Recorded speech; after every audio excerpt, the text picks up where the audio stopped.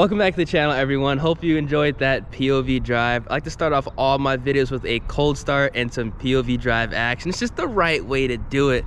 Now, it's actually really early in the morning, but I wanted to make this video right now because if I didn't, the next time you saw the car, it would have been looking completely different and honestly a lot better in my personal opinion. So let me explain what's going down, my thought process, and why I'm taking this route. Before I get into that, if you guys enjoy the content of the channel and interested in what I'm doing with the GT350 build, make sure you guys drop a like in the video, subscribe to the channel, and also turn on those post notifications. All right, so as we make our way to the front of the car, you can tell that the front bumper does not have the stripes. Now, this is what the car could potentially look like without the stripes. Now, I've actually looked up some pictures of what a Triple Yellow GT350 would look like with the stripe delete. I'm gonna put one up on the screen right now for you guys. Honestly, I really do like the way it looks, and it does fit my style a little bit more. You guys know with my cars, I like to keep mine as clean and simple as possible. I don't like to have any, you know, look at me now features on the car. And as far as exterior mods goes, this is it. I don't plan on really doing anything else exterior wise, potentially, you know, changing the rear headlights to Euros, but that's about it. I don't really like to go ahead and do too many exterior mods because I like the way the car looks right now. Stripes or no stripes, you know, I'm going to enjoy it. Now, let me go ahead and explain why the front bumper actually does not have any stripes on it currently or potentially ever. Now, if you guys are unaware, this bumper actually had some ridiculous looking arrow on it. The arrow pretty much ran from the side all the way down. It was like the front bumper canards.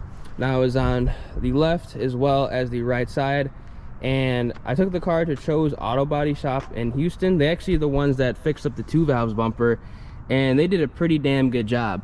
The paint match is like 99.9%. Honestly, it's spot on. I can't tell the difference. They did a good job on, like I said, the 2 valve and the GT350, so definitely good on them.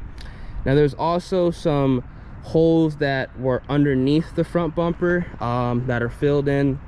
Those holes were potentially from a splitter, if I'm not mistaken. It looks like a splitter with rods, and this is why the stripes are down on the car.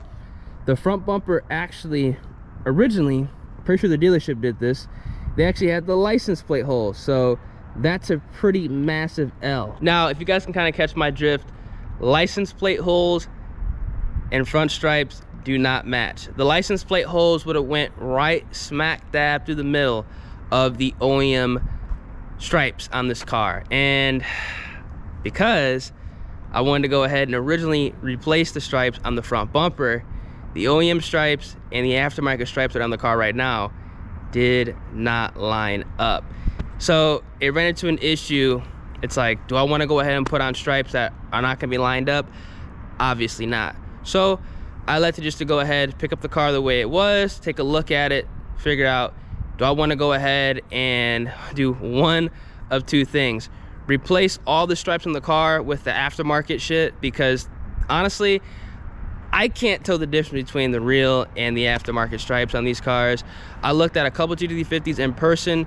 They all looked exactly, and I mean exactly the same. Now, if you guys are also unaware, the OEM stripe kit for this car is $2,000, and that's for everything, front and back.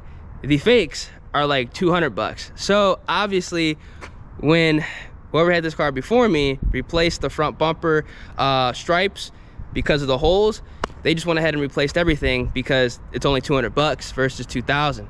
You can't really blame them right there. So because I was looking for a Triple Yellow GT350 and this happened to this one, I'm gonna have to go ahead and, you know, make the decision on if I want to go ahead and stripe delete it, or to shell out the $2K for the real stripes, or, you know, get the $200 fakes, which theoretically I can't tell the difference again between the fakes and the real ones. Maybe you guys can tell, but I mean, I don't know.